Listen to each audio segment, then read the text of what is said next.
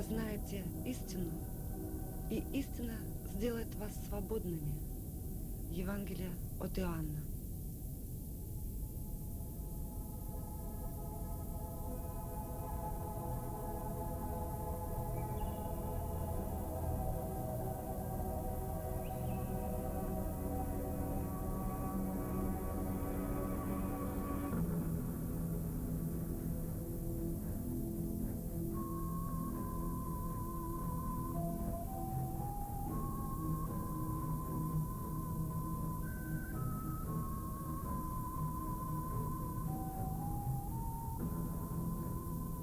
Здравствуйте. Люди моего поколения и старше наверняка помнят то время, когда не совсем прилично было часто говорить о деньгах. Сейчас же напротив, мы слишком много говорим о деньгах, а точнее об их отсутствии. Причем прослеживается странная закономерность. Чем больше мы о них думаем, тем меньше мы их имеем. Когда-то наш земляк, ученый с мировым именем Петерим Сорокин, в книге своих воспоминаний заметил парадоксальную, на первый взгляд, вещь. В первые годы его вынужденной эмигрантской жизни вопрос денег заботил его более всего. Но чем сильнее он зацикливался на этом вопросе, заработать хоть что-то, тем менее это у него получалось. В конце концов, он устал думать о деньгах, которых, несмотря на все прилагаемые им усилия, не становилось больше, а просто занялся любимым делом в науке. И вот тогда деньги стали появляться как бы сами собой. С тех пор вопрос денег более не занимал знаменитого ученого.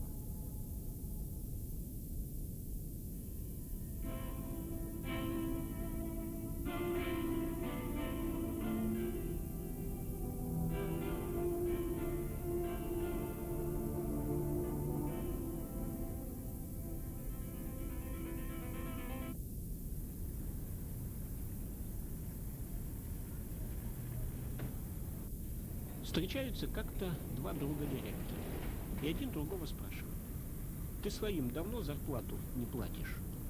«3 месяца», — отвечает тот, — «а ты?» «А я 5 месяцев не плачу». «И что же, люди на работу ходят?» «Сам удивляюсь», — отвечает первый директор. «Мало того, что ходят, так еще прогуливать и опаздывать перестали». «Вот-вот, и у меня то же самое», — подхватывает директор второй. «Слушай», — говорит первый, — «у меня идея.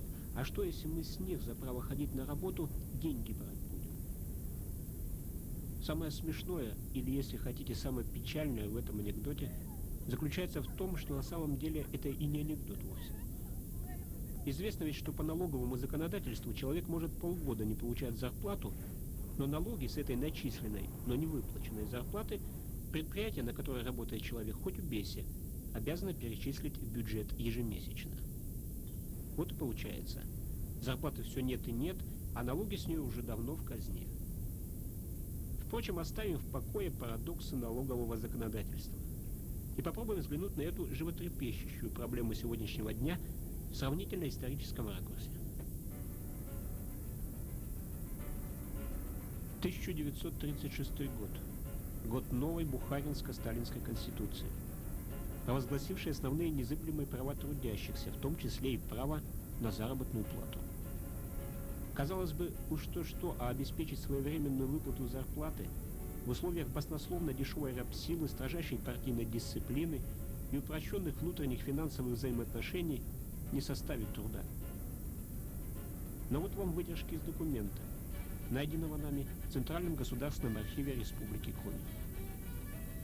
Протокол заседания Президиума Сыктывдинского райисполкома от 21 апреля 1936 года. Слушали. О задолженности по заработной плате учительству, медицинскому персоналу и прочим специалистам и служащим района к предстоящему международному празднику 1 мая. Ликвидировать задолженность по зарплате до 1 мая нет возможности из-за недоимок по культсбору. Основные недоимки падают на единоличное хозяйство, и ликвидация недоимки проходит исключительно почти в принудительном порядке. Президиум райисполкома постановляет обязать председателей сельсоветов в 3-дневный срок ликвидировать недоимки на 100%. В случае невыправления положения о мобилизации средств, председатели Ипского, Пашгинского, Вильгардского, Брандорского, Палевицкого и Зеленецкого сельсоветов, систематически срывающих выполнение финансового плана, президиумом райисполкома будет принята более суровая и репрессивная меры воздействия. Согласитесь, вполне серьезный документ, особенно учитывая год его издания.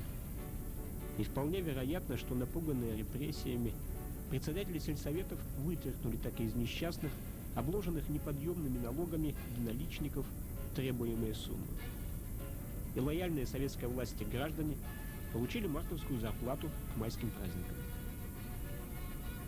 13 лет спустя, в 1949-м, когда последние вредители-единоличники давно сгинули в лагерях, Совет министров Коми СССР издает постановление номер 845 под следующим заголовком: о ликвидации задолженности по зарплате рабочим и служащим предприятий, учреждений и организаций местного подчинения Коми СССР. Только предприятие трестов Коми-лес и Печор-лес, отмечается в постановлении, имеет задолженность по зарплате 1 миллион 469 тысяч рублей. Имеет место несвоевременная выплата зарплаты в Прилузском, Сторожевском, Удорском, Усть-Илимском районах по бюджетным учреждениям и организациям, особенно состоящим на сельских бюджетах. Судя по всему, проблема несвоевременной выплаты зарплаты в то время на рубеже 40-х, 50-х годов стояла довольно остро. По крайней мере, соответствующие постановления выходили из стен Совета министров Коми СССР чуть ли не ежегодно. То же самое происходило и на союзном уровне. Причем крайними, как и сегодня, чаще всего оказывались медицинские работники и учителя. Задержки с выплатой, как свидетельствуют документы, могли составить и 2, и 3 месяца. И при всех раскладах люди должны были терпеть и помалкивать. Ни о каких судебных исках, забастовках, даже анекдотах не могло быть и речи. Для недовольных был один ответ – лагерь. Или автоматные очереди на поражение, о чем свидетельствовал опыт стихийного митинга в Новочеркасске. Другое дело сейчас. Март 1997 года. Сыктывкарский городской суд. Хочу, чтобы зарплату вовремя давали. Ну что брали зарплату, что мы еще нам надо? Чтоб работа была, да чтоб зарплата была. Вот что мы хотим. С мая по июль-то мы уже получили, а мы желаем, чтобы нам заплатили август и сентябрь. А дальше будет закончено. А дальше будем обращаться, если не будут платить. Взыскать ТАО «Сыктывкаргорстрой» заработную плату за период с июля по август 96 года включительно в пользу Улешовой Веры Андреевны в сумме 4 миллиона 555 тысяч 114 рублей. В пользу Тюпенко Раисы Александровны в сумме 6 миллионов 224 тысячи 240 рублей. В пользу Тимировой Замили Басыровны заработную плату в сумме 4 миллиона 440 тысяч 777 рублей. Мы ведь каждый день рассматриваем такие дела по 8, по 9, по 10 дел. Приходит в суд истец, ответчик. Истец просит заработанные деньги, ответчик говорит: я с удовольствием бы выплатил, но у меня на картотеке нет ни рубля. Поэтому человек идет в суд, обращается с иском, мы рассматриваем такие дела. Рассматриваем, выносим решение о взыскании заработной платы. По статистике, в 90-95 случаях из 100 суд удовлетворяет исковые требования заявителей о взыскании зарплаты. Впрочем, нередко сам факт обращения человека в суд приводит к тому, что деньги на зарплату чудесным образом отыскиваются. На сегодняшний день примерно где-то половина дел практически заканчивается миром. Вот предприятия находят с работниками, так сказать, общий язык, чтобы как-то погасить вот задолженность по зарплате, находят пути до суда. Но хотя вот у нас поступило 345 заявлений, из них 136 прекращено, то есть все-таки нашли предприятия возможность выплатить своим работникам заработную плату или установить сроки погашения задолженности без судебного решения. Спрашивается, что же мешало удовлетворить законные требования своих работников раньше, до обращения последних в суд? Любопытна такая деталь. На многих предприятиях, работники которых месяцами не получают зарплату, руководители, тем не менее, находят средства на то, чтобы вовремя выплатить зарплату себе. Довольно распространенная и очень мерзкая практика. Две причины невыплаты заработной платы. Объективные причины, так сказать, и зависящие в определенной мере от руководителей, которые прямо-таки безответственно относились к своим служебным обязанностям, а порой и из корыстных целей не выплачивали заработную плату. В Старом уголовном кодексе, действовавшем до 1 января 1997 года, была статья 138, которая позволяла привлекать нерадивых руководителей, умышленно нарушающих трудовое законодательство, к строгой ответственности. В новом УК этой статьи уже нет. Есть, правда, статья 41, но не уголовного, а административного кодекса, которая ограничивает наказание наложением штрафа. Часто безнаказанность руководителей приобретает поистине абсолютный характер. На многих предприятиях давно упразднены профсоюзы, не действуют комиссии по трудовым спорам. Сложилась такая ситуация, что суд остался один на один с теми проблемами, которые есть в обществе. А суд их фактически в окончательном виде ведь решить не может. И все же суды, да еще комиссии по трудовым спорам, самый эффективный механизм по добыванию невыплаченной зарплаты. Даже если у организации или предприятия совсем нет денег. Ведь после вынесения решения в пользу истца на счета задолжавшей организации накладывается арест. И как только на этих счетах появляются деньги, они автоматически в бесспорном и первоочередном порядке идут на погашение исполнительных листов о взыскании зарплаты. Все наше законодательство по выдаче заработной платы соответствует Конституции. То есть требуется своевременная выдача заработной платы. Но однако ее не выдают. Поэтому рабочие и служащие правильно обращаются в суды общей юрисдикции, и судебное решение должно заставить и законодателя, и наше правительство искать выход из создавшегося положения.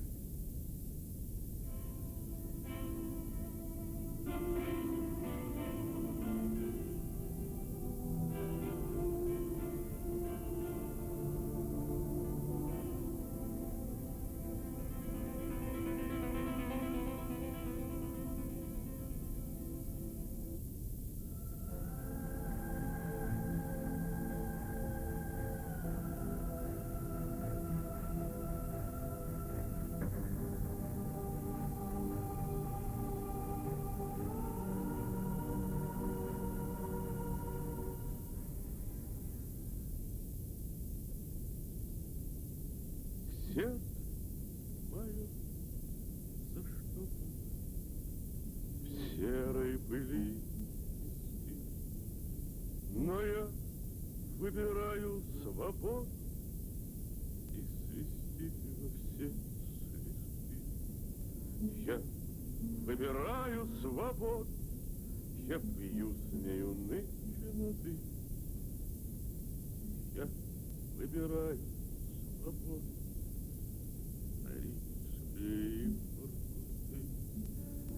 Я выбираю свободу, но знаете, не я один. И мне говорит свобода. Ну что ж, говорит, одевайтесь и пройдем, и пройдем.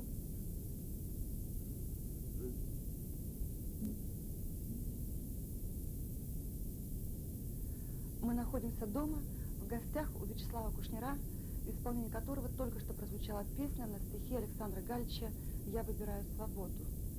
Я хочу отметить, что в данном случае Слава выступал не только как исполнитель, но и как автор мелодии этой песни, которая была по нашей просьбе специально написана для документального фильма «Свободомыслящий Револьт Пименов. Опыт политического портрета». Было это в 1992 году. Только ты не забудь сказать, что автором мелодии должен был быть не я, а мой друг Виктор Вайкум, который в процессе работы над фильмом погиб, и мне пришлось как бы заменить его в этот момент. А вообще с этим фильмом у меня забавно как бы история. Я тогда впервые, в общем-то, плотно занялся драматургией, и впервые оказался в РУЗе, это в Подмосковье, где проходил семинар драматургов. И вот собрались классики, которые меня якобы, так сказать, воспитывают, учат, как надо это, значит, ваять, значит, пьесы на века. И вдруг они такие радостные, потрясенные. Для них же по российскому телевидению показаться это же событие.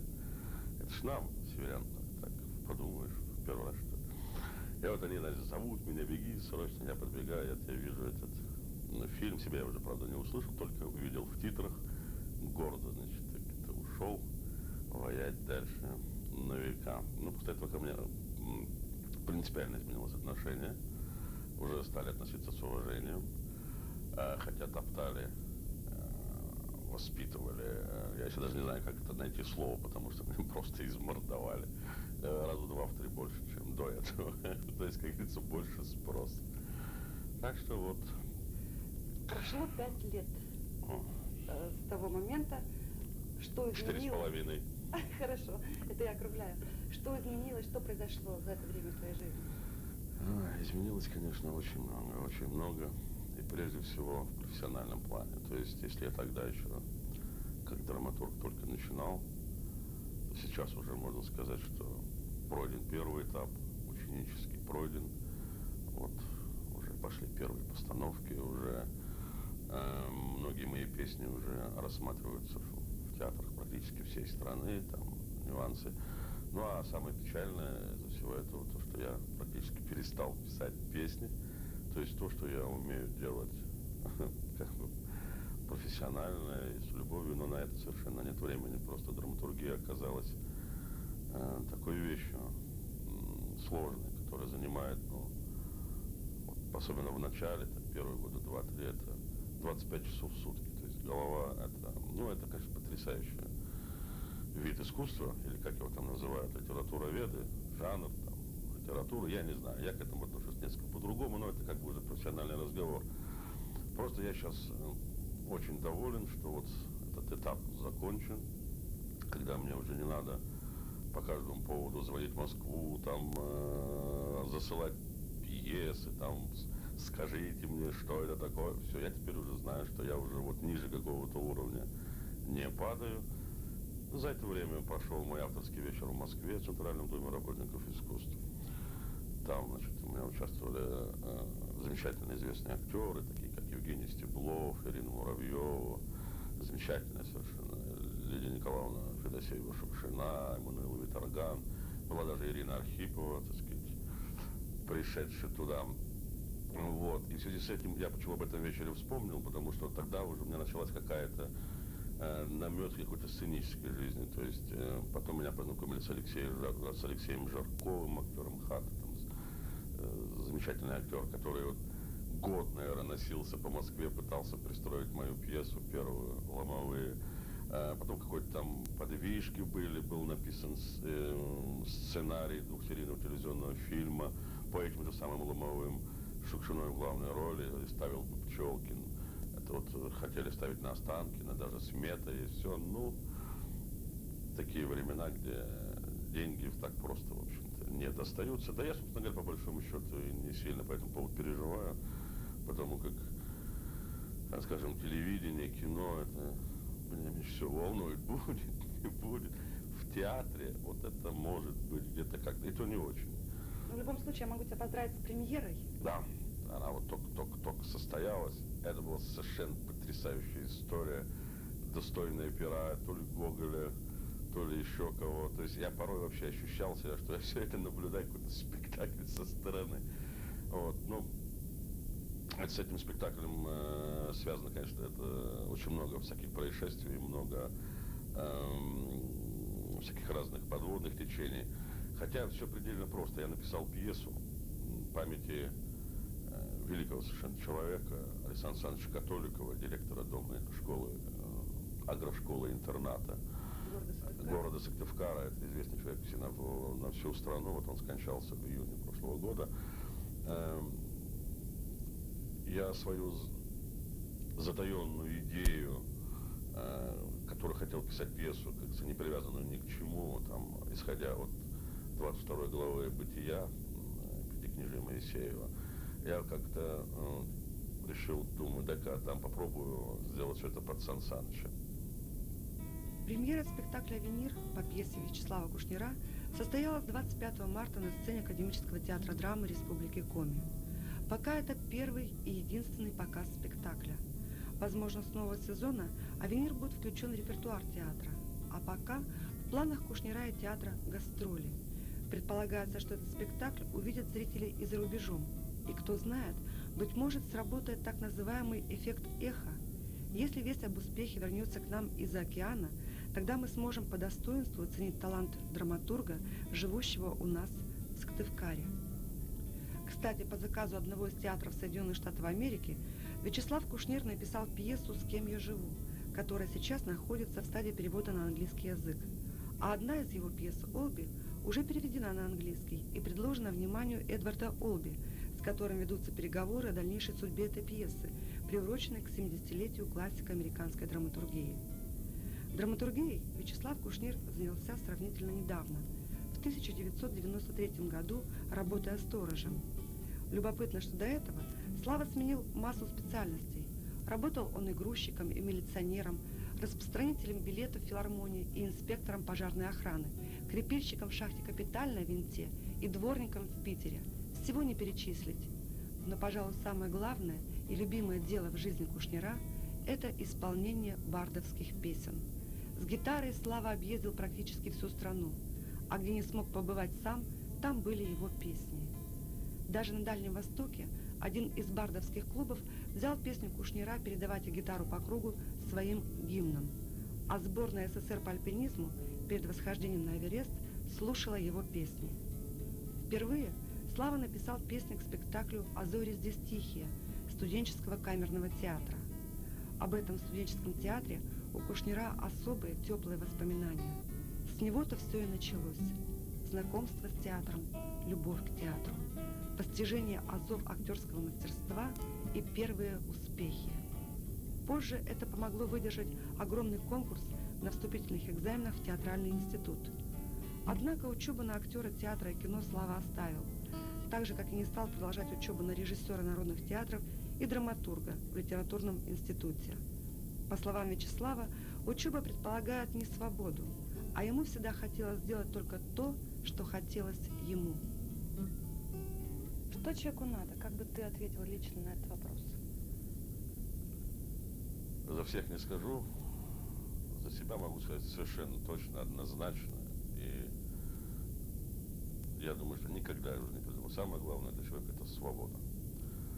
Свобода, я на нее положил всю жизнь, чтобы ее заполучить, эту свободу. Она дорого стоит, очень дорого. Это просто не передать. Вообще сказал, я как вспомнил, нахнул, что мне пришлось пережить за эти годы, чтобы вот это, обладать этим правом свободы. Только по одной простой причине свобода нужна человеку. Чем свободнее он, тем менее он зависит от государства. Более того, наоборот. Государство становится зависимым от этого свободного человека. И тогда у человека появляется право выбора во всех отношениях. Право выбора. Я делаю то, что я хочу, я делаю то, что я могу, делаю так, как я считаю нужным. Как за это расплачиваться? Ну, тяжело, нам тяжело. Первым. Мы идем первые, потому что мы же люди советские. Это очень трудно в себе это все задушить, забить. Вот это вот страх, цензура, самоцензура, страшная штука. Я с ней бьюсь, не знаю как. Но тем не менее, самое главное, свобода и ничего более. Все остальное приложится. Даже вот это вот, ну, на элементарном примере. Вот там все, дайте нам зарплату.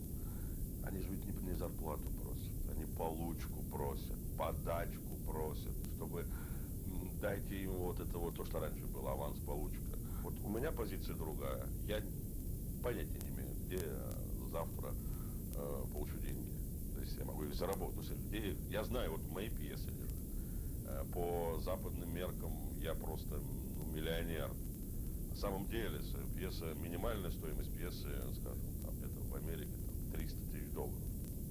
То есть здесь бы я жил бы кум королю. Здесь их, конечно, никто не собирается покупать. Это целая система, целая наука.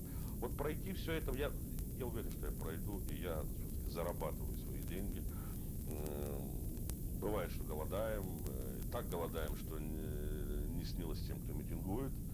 К тому же, я знаю, там митинговали в основном те, у кого как раз зарплата-то есть.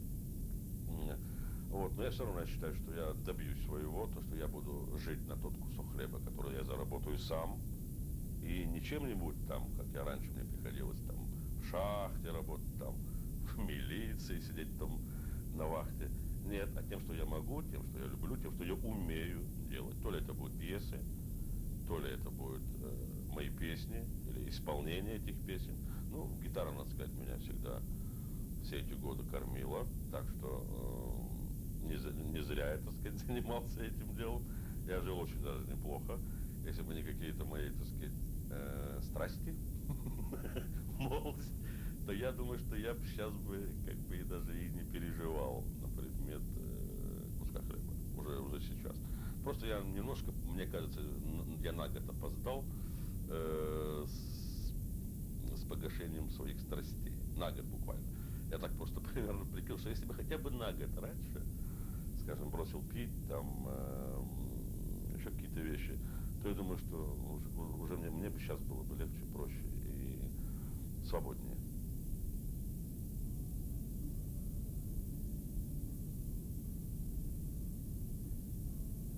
Спасибо, добрый Боженька, законченный мой путь. Стоптались мои ноги,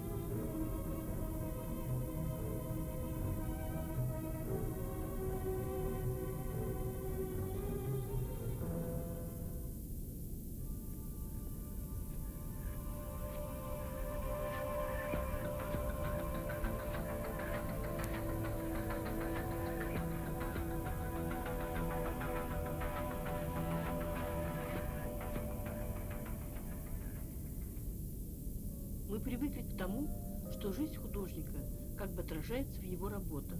Однако биография художника Юрия Филипповского не раскрывает сути его творчества.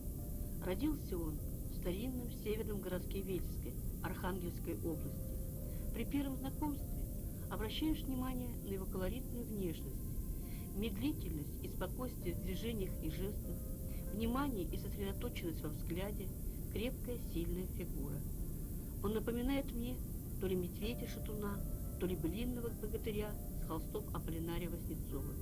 Любовь к земле, где родился и где жили его предки, отразилась в философском взгляде на жизнь.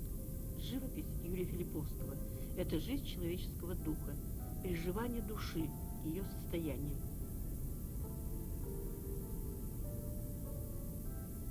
Почему я избрал живопись? Хотя начинал я со скульптуры. И когда поступал, я поступал почти во все вузы страны, ну, Москвы и Питера это точно во все поступал. И по несколько раз, и все никак не мог поступить. А потом, значит, поступил в пединститут имени Герцена, ну, по совету своего товарища, земляка. Он сказал: Юрка, кончай, говорит, дурью маяться, поступай к нам в Герцена. Хороший институт, хорошие преподаватели, и часов еще больше, чем в других институтах по специальности. Привел меня в скульптурную мастерскую, показал. Я там со студентами модель полепил. Ну и успокоился и стал в Герцена поступать. Поступил, и так постепенно, все равно я, значит, занимался у Макушина скульптурой, дополнительно, каждый день почти что ходил в мастерскую, работал. А потом по живописи преподаватель Леднев Валерий Александрович сказал: Юра, да ты не скульптор, ты живописец. Я говорю: ну, Валерий Александрович, вы не правы, я скульптор. Ну вот, говорит, помяни мое слово, плюнешь ты на скульптуру и будешь, у тебя, говорит, совсем образ мышления, как у живописца. Даже и здесь вот меня молодежкой поздравили, как известного коми-скульптора. Всех удивили, но так вот было. А живопись потом притянула, и потом я уже, когда преподавал несколько лет в училище искусств, я когда в училище искусств преподавал, мало писал, потому что мало энергии оставалось на живопись. Ученики, они много на себя всегда берут.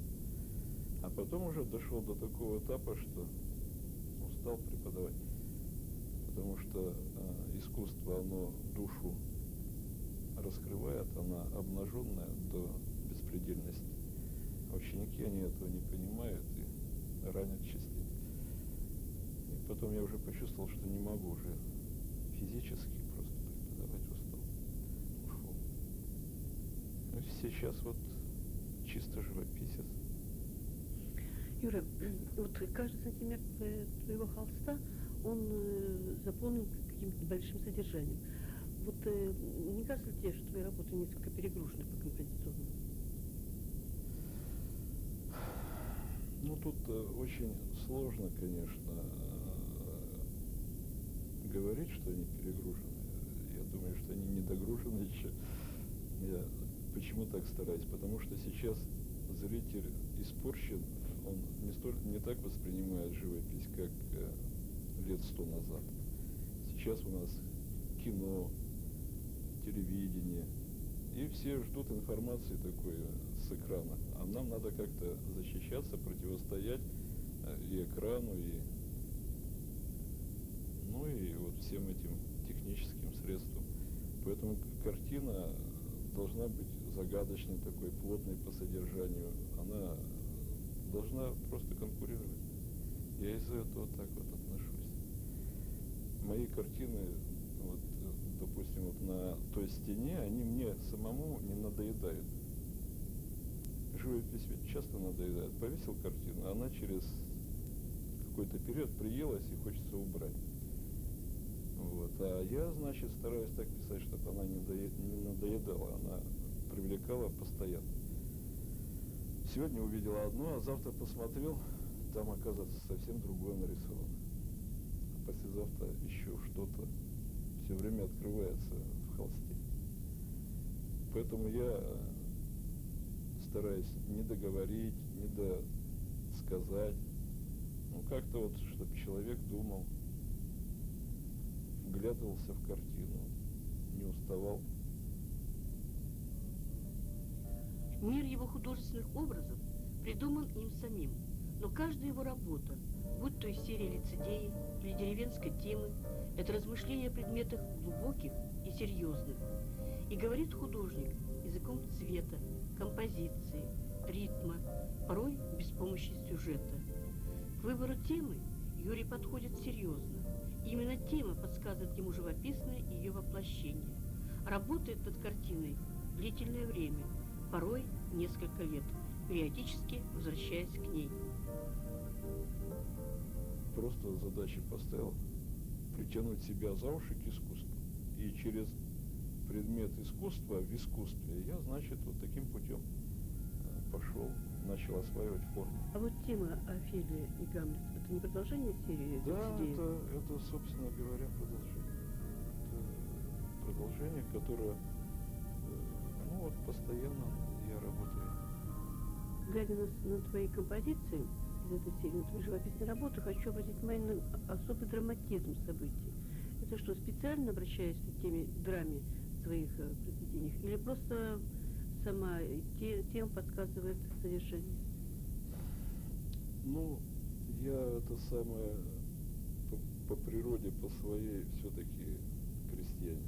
Я, значит, предки у меня крестьяне, правда, раскулаченные, дед был выгнанный из своей деревни.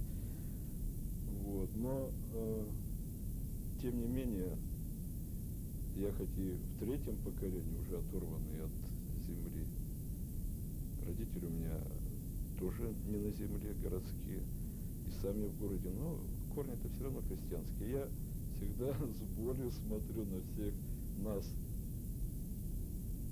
и у меня всегда какая-то трагедия в душе. Вот, чего бы люди не научились делать, на ушах рады стоять, лишь бы хлеб не выращивать. Оказывается, труд крестьянский, он более суровый. Хотя вот это вот, ну, канва такая прослеживается. Я немножко трагично на жизнь смотрю в искусстве. И тем более в лицедее. На самом деле это и радость, и счастье, и все вместе. Но ведь хлеб выращивать так же прекрасно. Просто так вот человек устроен. Он преодолевает всевозможные трудности. Все готов ради счастья в своем призвании. Но это очень трагично, понимаешь. Поэтому я не вижу тех артистов, вот, которые там радостны во время представления. Я их вижу, может быть, за кулисами, может быть, просто так вот бытийно. Мы ведь люди должны были жить в раю, понимаешь? Если бы Ева не потянулась за тем яблоком, да не накормила Адама, так и жили бы до сих пор в раю. А тут, видишь, познание, оно всегда трагично. Я вот вижу, что при своем реалистическом подходе к жизни, к самой идее творчества, в живописи своей ты отходишь от реалистического метода. Почему? Ну, я бы не сказал, что уж сильно я от реалистического метода отхожу. Просто скучно так вот взять в упор все время реализм. Да реализм скучно, ведь это детство, искусство, реализм. А само это вот творчество, оно как раз преодоление этого реализма. Абстрактное искусство, оно больше несет за собой, больше впитывает. Что приятнее для тебя, как для живописца, сочинять композицию, картину, или писать портрет или натюрморт? Приятнее, конечно, мне писать портрет, чем сочинять картину. Картину сочиняешь тут никакого приятности нету. Ее сочиняешь день и ночь. И ночью сочиняешь, и днем, и идешь, сочиняешь. Просто как обстоятельства раскрывают, иногда помогают обстоятельства, иногда, значит, вразрез все идет. А писать портрет гораздо приятнее. Сидишь, беседуешь с человеком, пишешь еще. Вот. Просто так получалось, что у меня в основном портрет это жены. А почему именно жены? Ну, так получилось, что портретов много, но она не любит позировать. Начнешь, и несколько лет приходится вести работу. Ведешь, а человек меняется, обстоятельства меняются, настроение меняется. К натюрморту то же самое положительное, с удовольствием всегда пишу натюрморт. Помнишь, тогда цены полетели, вино перестали делать, и виноград был очень дешевый. Я тогда тоже здесь написал этот натюрморт. Написал здесь 4 сорта винограда, купил на рынке. Принес, сразу написал.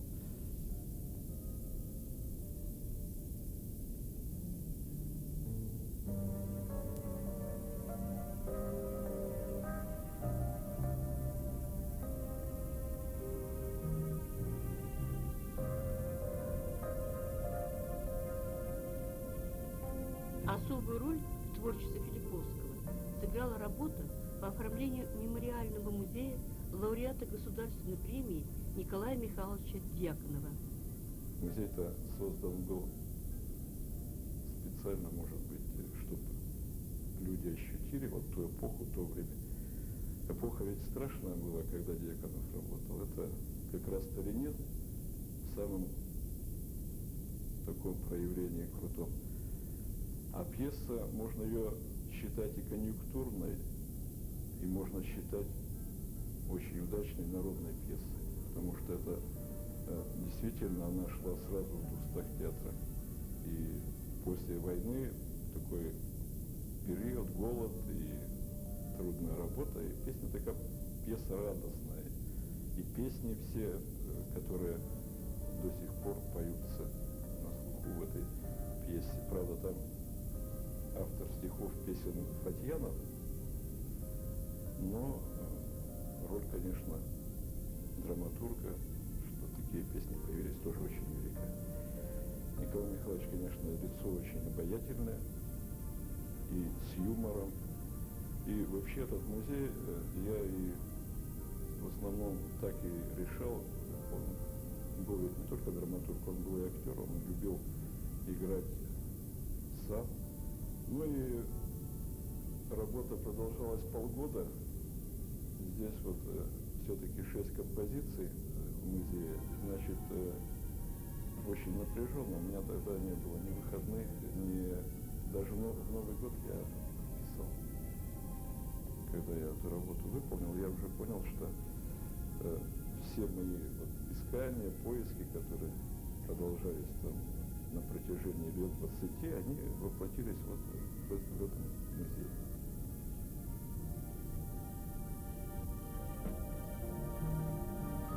А эту серию ярких, насыщенных по цвету абстрактных космических композиций художник создал в соавторстве с другим сыктывкарцем-живописцем Юрием Разумсловым, оформляя интерьер кафе «Чолом».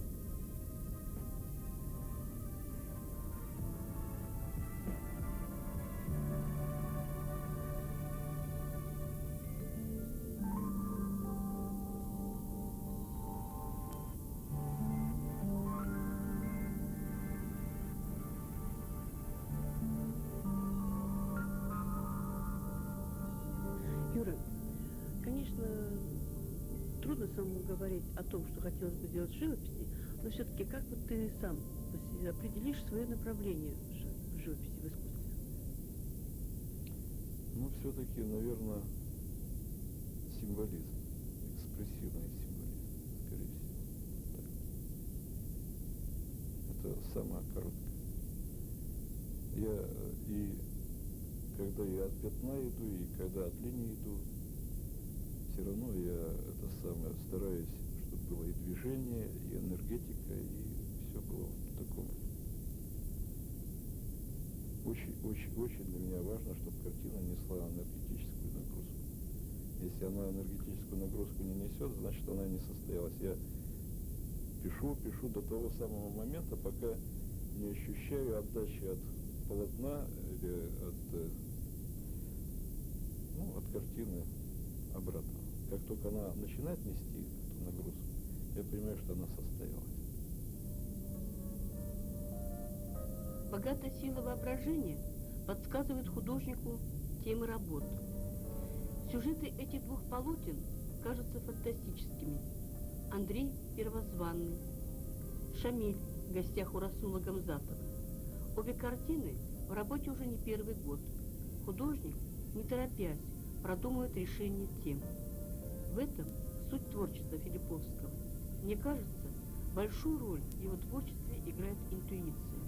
Именно она подсказывает темы картин и их художественное воплощение.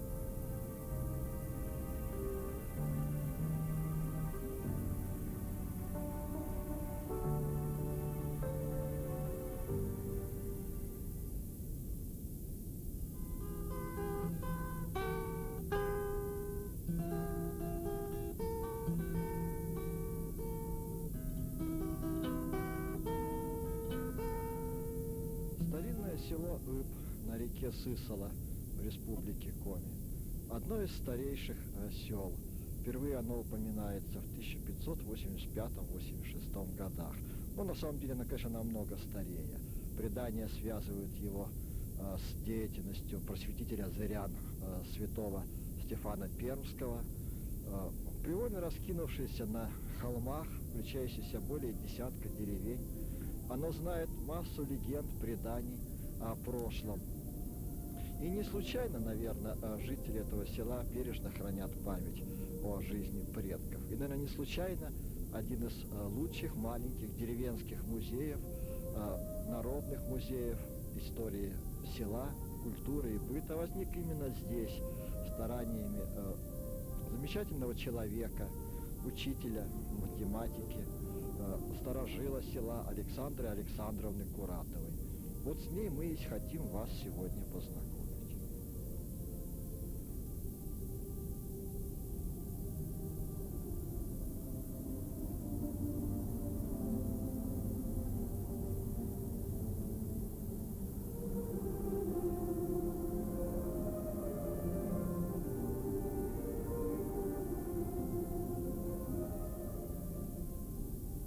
Я представляю вам Александру Александровну Куратову, сотрудницу этого музея, а на самом деле и создательницу его, и ангела-хранителя, и собирательницу коми старины. Александра Александровна вовсе не историк и не литератор. Она всю жизнь проработала учителем математики в Ибской школе. И первый вопрос, который я хотел бы задать, Александра Александровна, ну почему этнографический музей? Немножко об истории этого маленького сельского музея, который пользуется столь большой популярностью в округе. Да, я всю жизнь жила в селе, тут родилась, тут выросла, тут училась.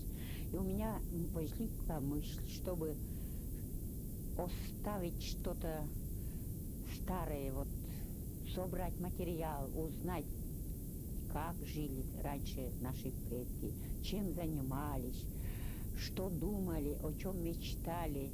И бросила клич ребятам. Я говорю, ребята, давайте собирать вот предметы старины. Может быть, у вас что-то найдется. И они столько собрали и поместили пока каждый в своих домах. Вот по деревне ответственность назначила по деревням. У нас 10 деревень больших здесь.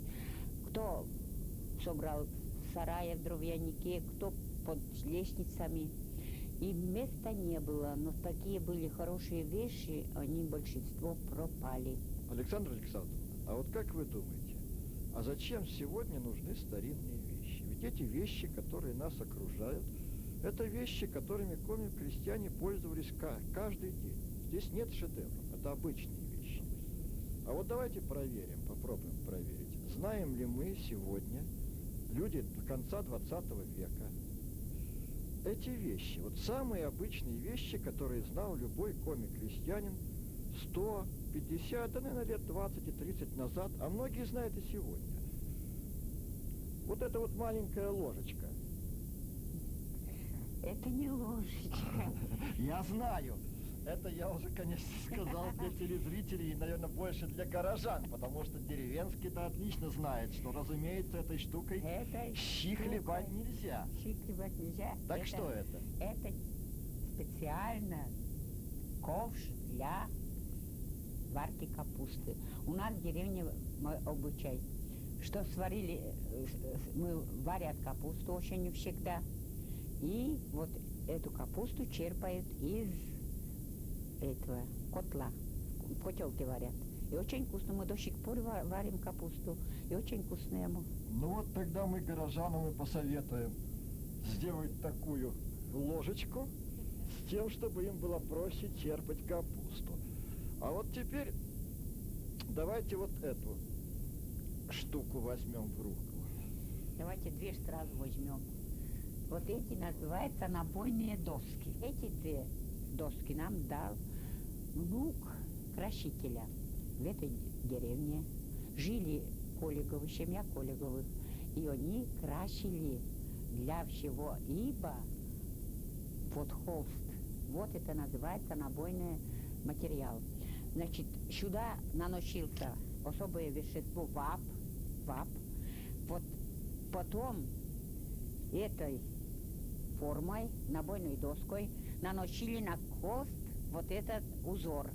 Видите, даже лучше, чем фабричный. Нисколько не отличается от фабричного. Хотя руками, вручную все наносили этот узор. Потом этот материал совали в чан с синей краской. Вот те места, которые были, тут не красились, а красился остальной материал. Потом из этих шили сарафаны, кофты. Вот у меня есть даже платок, скатерти делали и многое другое. Вот этому сарафану сколько лет? Это сарафану 100 лет. 100 лет, как видите, он как был 100 лет назад, так и остался. Так работали мастера. Мастера работали. А теперь глянем на вещь, которая знакома любой женщине-хозяйке. И штука эта называется утюг. Вот этот утюг, который сейчас возьмет Александра Нисановна. Это, конечно, врубель да. Называется. Ну, мы его назовем утюг, чтобы было понятно. Это в старину у нас никаких железных утюгов не было. Вот этим врубелью, значит, наматывали сюда на валик холст, ну, материал какой-то, сарафан, или что надо гладить. И давай гладили вот так. И хорошо, ничего, так и жили, гладили этим утюгом. А главное, экономили электроэнергию, потому что подключать его, разумеется, никуда не было Электричества не было. Потом появился такой железный утюг. Вот этот железный утюг клали на плиту, на печку. На печке у всех была плита, а может быть даже и в печку сували, когда как. Когда какая печка топилась, и в зависимости от того, когда понадобился такой утюг. Потом появился вот такой утюг. Это уже более усовершенствован с углем утюг. А потом уже электрический появился. А у нас в 56-м году только электричество было. Видите, это 56-го года вполне обходились такими старинными вещами. Здесь целых 2 зала. Но мы, к сожалению, в нашем небольшом рассказе не можем показать все эти вещи. Собранные руками детей, учителей и прежде всего Александры Александровны, и сохраненные для потомков. Я хотел бы подчеркнуть, что музей этот живой. В него люди ходят постоянно. Вот сейчас как раз у Александры Александровны ожидается очередная экскурсия. Так что, как видите, эта старина, она до сих пор живет, она нужна людям, она интересна людям. Александра Александровна, наверное, сама расскажет о кружке, в котором занимаются дети, ыбские дети, дети из окрестных деревень, плетут лапти, делают изделия из бересты, о том, как живет музей сегодня. В музей приезжает у нас не только, приходят из нашего села, приезжает даже из города Сыктывкара, из Печоры были, из Ухты, приезжали из Канады, из Финляндии, приезжали из Венгрии, приезжают и очень восхищаются этим музеем.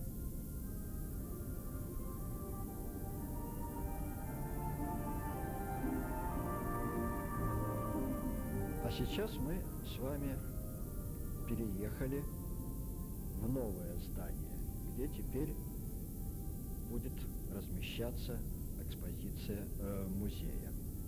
Здесь же, в этом же здании, и, наконец-то, в более или менее комфортных условиях будет находиться и филиал Пашкинского этнопедагогического центра. Вообще-то здание это не очень новое, но об этом Александра Александровна расскажет лучше меня. Здание это было построено для школы.